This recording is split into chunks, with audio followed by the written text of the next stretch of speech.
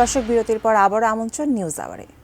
শেরপুরের ঝিনাইগাতিতে বিএনপি জামায়াতের সংঘর্ষে নিহত শ্রীবর্দী উপজেলা জামায়াত সেক্রেটারি রেজাউল করিমের মৃতদেহর সুরতহাল চলছে ময়মনসিংহ মেডিকেল কলেজ হাসপাতালে।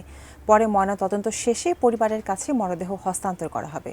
বিস্তারিত জানাতে ময়মনসিংহ মেডিকেল কলেজ হাসপাতাল থেকে সরাসরি যুক্ত হচ্ছেন সহকর্মী আসাদুজ্জামান সুমন। সুমন, বিএনপি জামায়াত সংঘর্ষে যে মৃত্যুর ঘটনা ঘটেছে এবং ময়নাতদন্ত চলছে এই মুহূর্তে, সর্বশেষ কি তথ্য আপনার কাছে আছে এই ব্যাপারে? রুমিতা, ধন্যবাদ আপনাকে। গতকাল যে ঘটনাটি ঘটেছে সেটি অত্যন্ত মর্মান্তিক।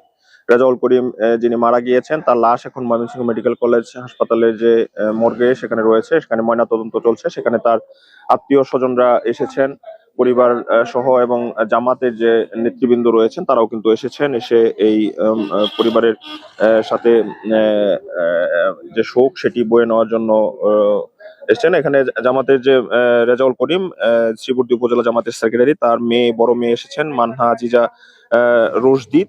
সে একটি নুরানি মাদ্রাসায় ২য় শ্রেণীর শিক্ষার্থী। তার একটি ছেলে রয়েছে মোসাদ্দেক নামে, তার বয়স ৩.৫ বছর। তো সব মিলিয়ে কিন্তু এখানে একটি হৃদয় বিদারক দৃশ্যের অবতীর্ণ হচ্ছে যে এই মর্গের সামনে।